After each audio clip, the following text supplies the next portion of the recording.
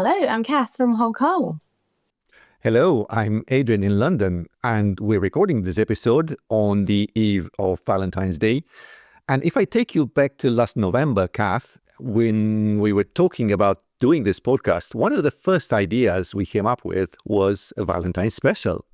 Yeah, that's true because we've witnessed so many couples that was created because of dragon boating, and we're surrounded by them every day. There's a lot to say about it, and we will find out that the picture is a little bit mixed, but that's the interesting thing about it.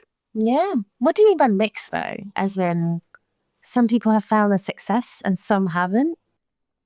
Absolutely. I mean, it's a nice story if you can believe it, and if it happens to you, great, but it's not a guarantee and it's not a magic bullet. Ripples dance where the sunrise bleeds. Our journey flows where the river leads. Echoes of laughter fill the air. Chatterpot secrets everywhere. Happy Valentine's Day for all those who are celebrating, or happy Galentine's Day for those who are celebrating today. It's actually a new thing. I just learned it existed. Did you ever celebrate Galentine's? Just a correction. Galentine's is only for girls, because gals. So you can't celebrate a Galentine. I can, which I have done it before. No, indeed. It would be Malentine's. Apparently there is a Malentine's as well, but there's no date attached to it. What, again? Malentine? Did you just make that up? No, I'm serious. Google it if you don't believe. Like the mail. So it's the time when you're supposed to get, I don't know, your male friend who's still single and go out and bond over some activity. But I suppose male being more rational, they don't need to put that on a certain date. We can go and have a beer. We can go fishing whenever. It sounds like just a pub night out to me. Males going out or as watching football and all that and pints. It could be any such a day out there. It doesn't have to be this one. Absolutely. And actually, that is one of the things that gets me about Valentine's. Why does it have to be on a certain day? Why can't you just be spontaneous and celebrate love whenever it feels natural and it feels normal? Do you want the real answer? Tell me the real answer. I've been searching for it all day. Apparently, it's there's this guy called Saint Valentine, and he's love. That's where the name came from. But I think people commercialized it. That's the main thing. It probably came from the Americans. So that's what it was that. Absolutely. I mean, the other day, I walked past a mobile phone shop and they had a banner outside, Valentine's special, some kind of contract. And I was thinking, just how much data do you need to chit-chat with your significant other? Seriously, it's just becoming ridiculous. And on the St. Valentine's idea, I do get the origins of it. I mean, back in the day when there were no dating apps, there were no parties, there were no clubs, and people didn't work in offices, there was virtually very little opportunity for people to meet. And then they had to be invented. But in the modern age, what's the point still? I mean, just because we have a lot of mediums to meet people doesn't mean it's successful. So it says dragon boating is one example of people finding their other half. And I haven't been successful, if I'm honest. Not at all. No, me neither. But then I didn't try really hard. I've only been doing it seriously for about a year. Although I have to say, my club, Typhoon, has a reputation for creating, I don't know how many couples, half a dozen, 10 couples. Well, I think it's not just Typhoon, because if you go to like any race days or even right now I see in sea yachts, I know there's quite a few couples, they meet each other on dragon boating. And it's one of the best ways to meet people, really, because how often you get like one boat's 20 people, 20 paddlers, there's the steer, the drummer. So how do you get to meet 20 people all at one go? And surely you have something you enjoy in common. That's one box ticked, at least. They say nowadays run clubs are the new dating apps. People go to run clubs just to meet other people. Last year or 2 years ago, we had the craze with pickleball and so on. So it all starts, as you say, with having something in common with the other person. But let's bring out the rational mind in this, right? Why run clubs do work? Because you have 50, 60 people gathering for a run around the city. In a dragon boat, you probably have 15, 20 turning up for a training session. The numbers aren't there. So if you look at what the dating coaches say, dating is all about the numbers game. Also, another thing I found dragon boating very burdening for dating. Okay, I'm not going to say when did this happen, but you can only have chat with your benchmate. You can't chat with people in the first row. You're like, hey, Peter down there. You're not going to do that. You can't. Like, at best, it would be the person ahead of you, but like, it doesn't really happen. Mostly, it's just the person next to you. And second of all, I don't think chatting is very much encouraged on the boat. While you're running, when you're doing like an easy pace, you should be at a conversational pace. So, and dragon boating, we don't do conversational pace. Listen to your steer.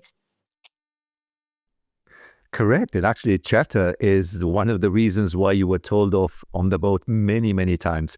But back to what you just said about being on different benches. Real story. I once invited a colleague to join me for a dragon boat session. Kudos to her. She turned up on a Saturday. We went for training. But what happens then with the newbies? They go straight to the back of the boat. And on that particular Saturday, we had 2 boats out. So not only was I on the different boat, I was pacing on the second boat, the championship boat, and she was at the back on the second boat. I mean, couldn't make it up. Couldn't make anything happen. There's no way you can cross that unless your boat crashed into hers, and that's about. There's no way you do leave her. Question, why did you invite your female colleague to dragon boating? Okay. Any hidden agenda? No hidden agenda. This was because everyone at work knows I am into dragon boating, right? And in some of the most difficult moments, when everyone is stressed and running around like headless chicken, I'm just like a monument of zen and calm. And everyone goes, Adrian, what's your secret? And I say, well, dragon boating. I go training at least once a week, in summer 2-3 times a week, and I take it out on the water. I come back from training physically exhausted, but mentally completely healed. So I said to this colleague, come and see what it's all about. And I said, she tried, but that was the one and only time she tried. Is it? She wasn't into it. She didn't find a zen. She didn't find the zen in the end, no. Speaking of benchmate, it reminds it's Valentine. Let's talk about something that's a bit more related about dragon boating. It was actually last week. So I got sat next to this paddler from my club. Haven't met him many times. And suddenly it's really awkward because I'm trying to focus on my training and our coach is right in front of me. So I'm really trying. She's sitting ahead of me. And then and then he's starting to tell me things that's really flirty. And I was like, what do you do? Because you stuck there for at least an hour. So it was like, when you're sitting next to each other, there's like a fair amount of space between you. And then when he speaks, he has to so. I'm like, Jesus, that's too. Honestly, don't get me wrong. He's a good-looking guy. He's funny. He's all that. It would have been interesting if he did that in the pub after training. But when you're on the bench, I'm like, we're really trying to paddle. Can you do that later? Talk about timing. Is it awkward? Imagine, what are you gonna do? Yeah. No, that's a tough one. Wrong for mate. Yeah. So what happened after the paddling? Did you not come to the pub? No, I didn't. I had to go home because I have to do work. And just FYI, Valentine's has completely capsized my boat, as in my work boat. Yeah. No, I get it. Yeah, I just left. And then it's really, so I'm like, okay. And I saw him in training today earlier. So I was just came back from training. I saw him in training again earlier today. He's acting like he doesn't know me. So I feel like he was actually, this is case. This is my case. he saw me and he's like, I want to get to know her. And then sat next to me. Great. Started chatting. And because I really didn't want to like talk to him. So like when he asked me, he's like, oh, so how many times do you work out a week? Like starting a conversation, right? And then I was like, I weight train like 4 times a week and I run 3 times and I paddle. I gave a really factual. When he's shooting his shots, I just close it all up. So I think he felt like, okay, she's not interested, so he's moved on. So he doesn't want to talk to me anymore. We're just like, that's awkward. I think there's a time and a place for everything. Yeah. Let me think of a dragon boating scenario that's going to make it really awkward. Imagine you shoot your shot with, actually, no, not just shoot your shots. Imagine you were dating someone from the club and you split up. What are you going to do? Yeah. I suppose that's tough, especially when you're in a small town with just one dragon boat club. Where are you going to go? I mean, rarely you get 2-3 boats out. Even for bigger clubs, maximum you get 2. But like, regardless, you don't see each other on the water. But when you go to the pub, when you go for food, when you go socials, when you go internationals, you're spending a week together in a foreign country. Yeah. What do you get in? I mean, I suppose people can learn to be, grown-ups and not become, awkward on the boat and etc. I've seen that actually myself. I've seen. Did you? 2 couples I know of. One of them I know them quite well, and then one of them not really. So 2 different cases. So the first couple that I know them quite well, they've been committed paddlers. I think they've been paddling for a few years, and one of them left the club, left paddling altogether. Because I guess that London is a really small place. It's not a really small place, as in London. Paddling community in London is really small. So But you have a handful of clubs. Yeah. Exactly. So I'm like, but then I've seen this couple, they split up as well. They're still training like normal, very Liverpool. Yeah. They're both really committed paddlers. Yeah. So it's a bit awkward when I saw the interaction, because one of the personnel in question was on the coaching team. So the person's bound to say something, to the other person. And when the other person's name was getting called out, the tone and the voice sounds a bit different. Oh, wow. No, it's just like, I guess it's like after you've had a fight with your colleague, it's a bit awkward to speak to them. I don't know, maybe it doesn't have to be awkward if you can, separate things. Paddling is paddling, personal life is personal life. And actually, I can tell you a story, one of mine, about trying to date within the team. I'm going to have to be very careful not to give out any details that might help identify. Just trying to be really careful not to name names as well. So if there aren't any relevant details in this, it's for a reason. Anyway, the story is we went to a race away from London. We had a very good racing weekend. Our team did really well. And we came back on the train, a few of us. She was part of this group. We had a normal chatter on the train. Oh, it was good, this, that, and the other. And then back in London, she says, actually, I'm feeling a little hungry. I'm going to try and find something to eat. At which point, the spontaneous me says, hey, I might join you because I'm hungry as well and I have nothing at home. Who would say no to food? There you go, exactly. So we went around the station looking for a place to eat. It was very busy everywhere because it was a weekend.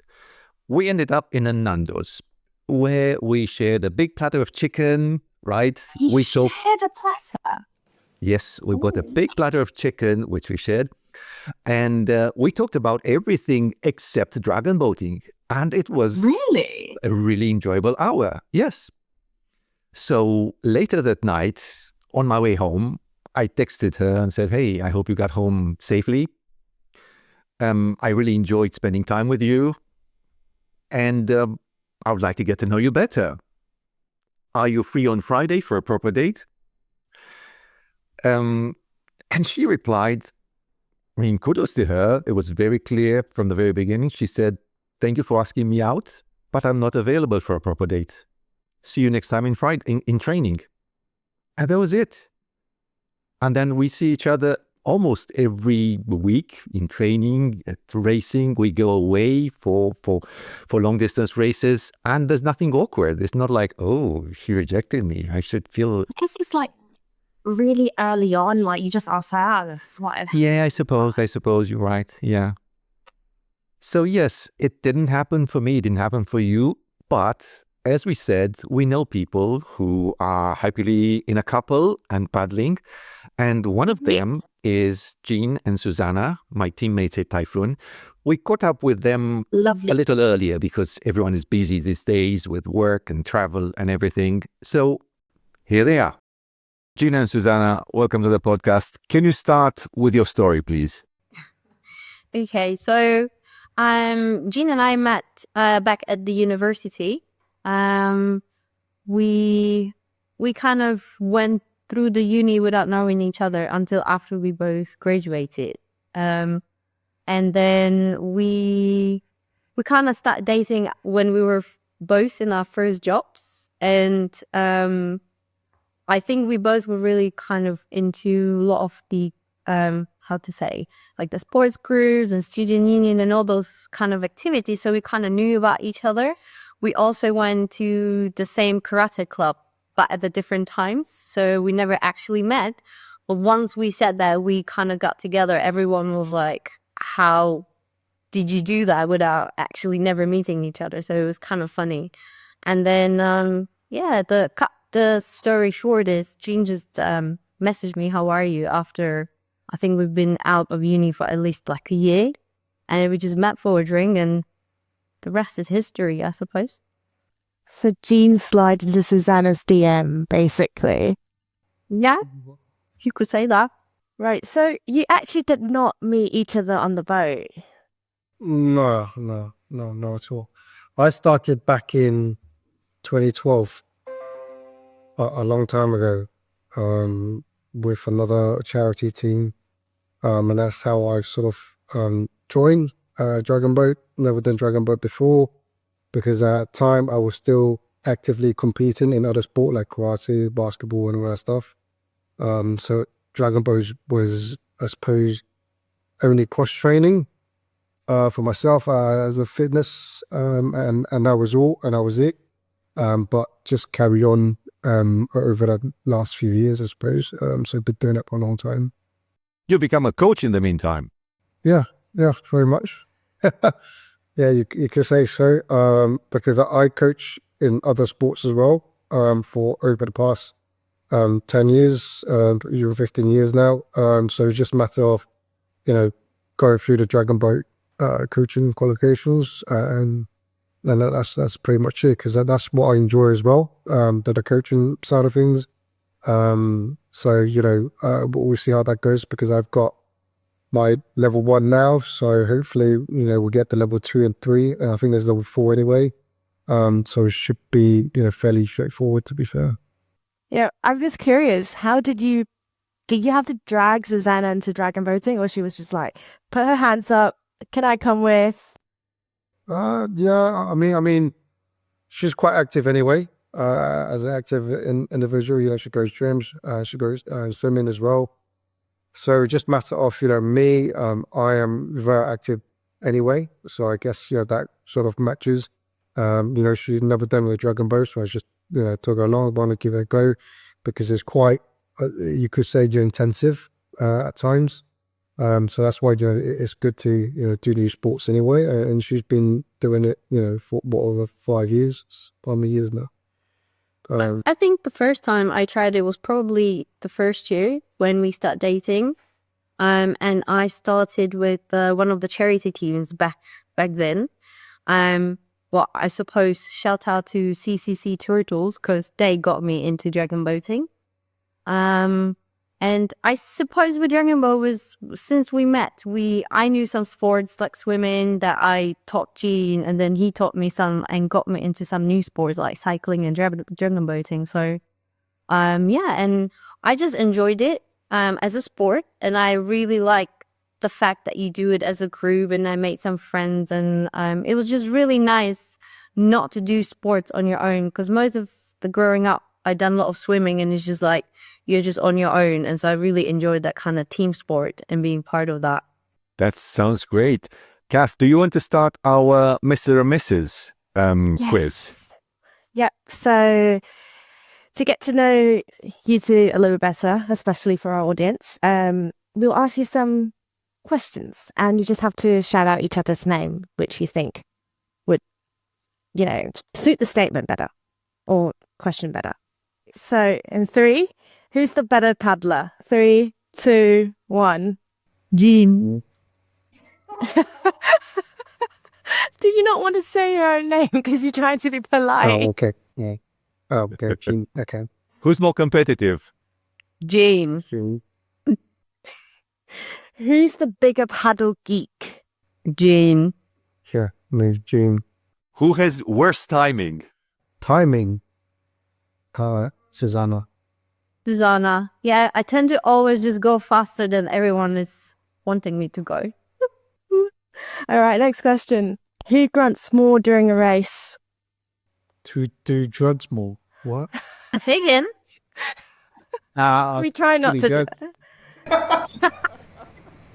No, who grunts more? Who makes weird noises during a race?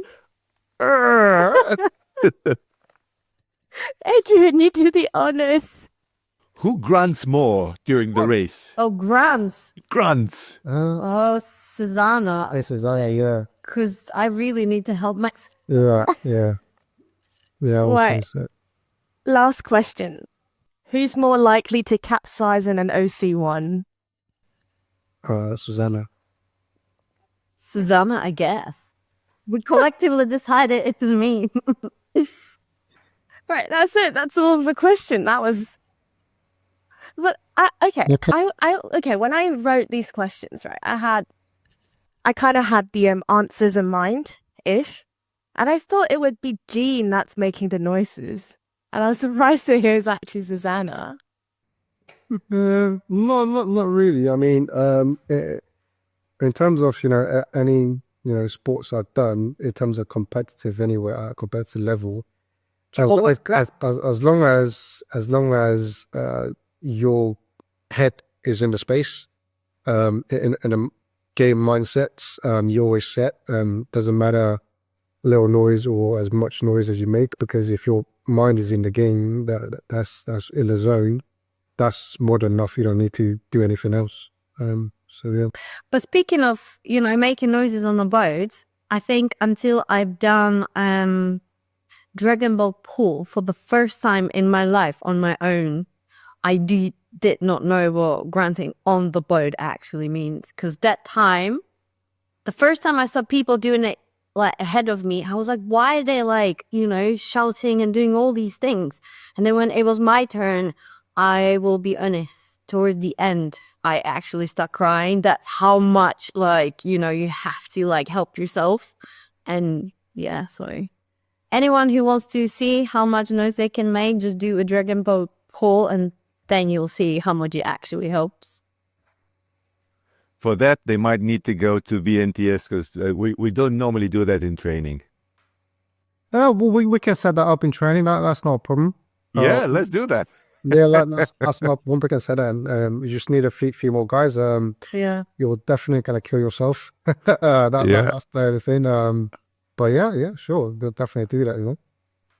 Now, Jean, this is insider knowledge. I heard you once talking to one of the younger members of our team, and you said, I'm not going to say his name. You said, did you come here for the sport, or did you come here to meet a girlfriend? Do you know something we don't? No. I mean that's that's the good thing about if you look at Dragon Ball as a whole sport, you get a whole mix of different people. Lives in London, work in London. And that's the whole point of the sport, because there's 20 people on a boat and you never know where you're going to meet. And that's, I suppose, some people like it, competitive, yeah, sure. But then how competitive do you want to be? Do you know what I mean? And then that itself, you're going to have to take it very seriously. But in the meantime, you still got to, talk to people that's around you, right? If, there's something there, there's something there. If there's not, there's not, right? And some guys would just come thinking, they'll find themselves a girlfriend. Yeah, sure. I came across over the years, you get guys like that as well. And then, if they don't see, actually, someone that they like, they move to another different team, exceptionally, and vice versa. That goes with, the girls as well, right? So that depends on, I suppose, the motivation and the objective of that individual. So, that it's good to know in terms of, actually, are they here just for fun and enjoy the sports, or are they looking for a girlfriend, or whatever it may be? But, for everybody, it's different. So, I'm not there to judge, but I'm just curious, But I think there's, over the years, there's been many couples and even marriages and now babies, that came out of people meeting as a part of the Dragon Boat teams. And I think it's really lovely place, because it's a sport that if you're a single person and then you meet someone and then you happen to get married and then have babies, I mean, I think it's a really nice a sport that you can continue doing for many years and then together as a family later on as well. So I think it's a really friendly environment for both people who are after like socializing with a bit of sport, but also for people who are really like sport minded and they want to develop themselves within the sport. And I think it's a really good kind of a ground for both of those groups to kind of find their own space within, I think, dragon boating.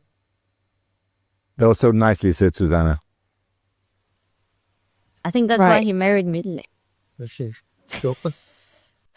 I think it's evident what he likes about you now. Don't make you blush. Oh, is he blushing? Can we zoom in? I feel I'm too tan for that, but yeah. All right, one last question. So if someone's joining Dragon Boat Club, just join a Dragon Boat Club or a charity team, whatever, and they really want to meet someone there, top tip. Do you have any top tip? Just come often enough to kind of suss them out. I mean, girl talking to girls, I always said to all of my friends who were single or are still, I personally find growing up, doing different sports, and I think guys or men who do whatever sport it is, who have that discipline and they really focus on getting better in whatever sport they like. I think their mindset for life, personally, and I don't want to offend anyone, is slightly better than maybe men who have not been part of the sport. If you're a girl who likes to be active, right? If that's what you're looking for, I will absolutely come to find their boyfriends, husbands, or whatever it is amongst people who do sports together. That you put a good answer.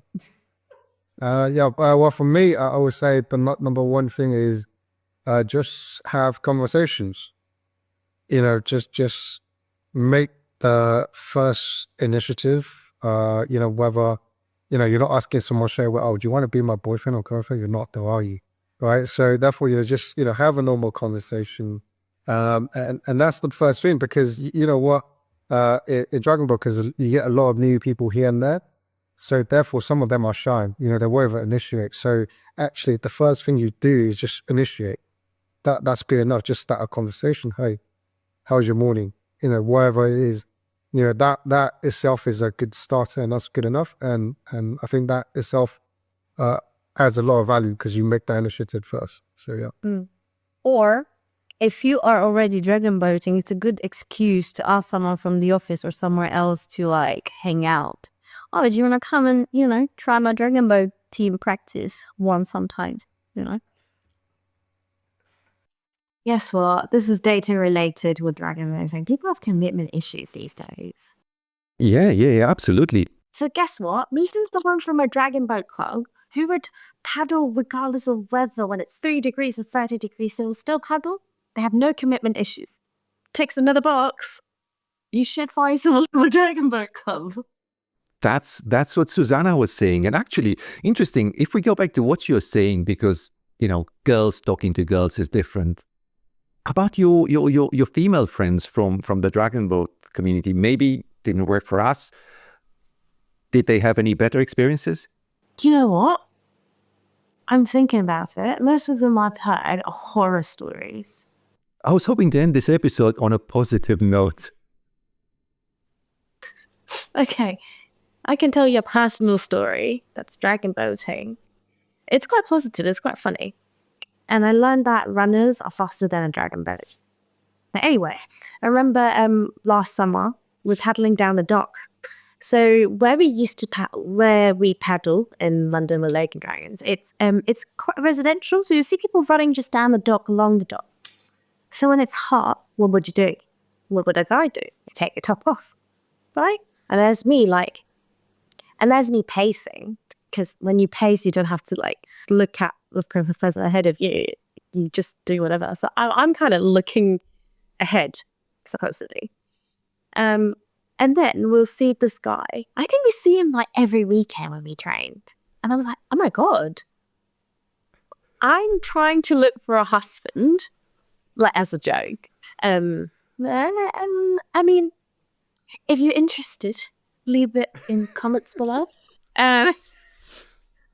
Anyway, so I'll keep saying I'm looking for a husband. I want to know how he looks like. And I'll just up the rate myself, just trying to see how the guy looks like. And it's impossible. They're faster than a dragon boat. Yeah, it'll probably leave you in the dust. I actually tried hi there. But he's got nice, that's me. He was listening to Lady Gaga or something. Lady Gaga? Yeah. He's not that old. I was trying to imply maybe he was gay, just trying to get something to console you. Actually, what hurt me more is the fact that we didn't catch up to him, not even once. So what have we learned in this episode? Basically, just keep paddling. There is always hope, but dragon boating, much as we love it, is not a magic bullet. No, but what's meant to happen will happen if it's meant for you. And it's a great way to get to know people because you see them week in, week out. You're not rushing things. Per dating coaches, they say don't rush things. So you actually get to know them. And that's great. And actually, the good thing is, meeting someone out paddling, you've seen them at their worst.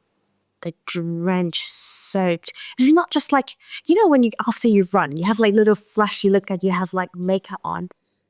After paddling, you're cold, you're shivering, and you're sweaty, but you're drenched also. You look like a wet dog. And if someone thinks you're good looking or attractive enough to talk to you at that point, you're sorted. Yes, that's a keeper. Yeah, exactly. Imagine how they're going to look like when they suit up for work. That's good advice. Thank you very much for being with us this week. Happy Valentine's if you're celebrating. See you next time. Ripples dance where the sunrise bleeds. Our journey flows where the river leads. Echoes of laughter fill the air. Chatterbox secrets everywhere.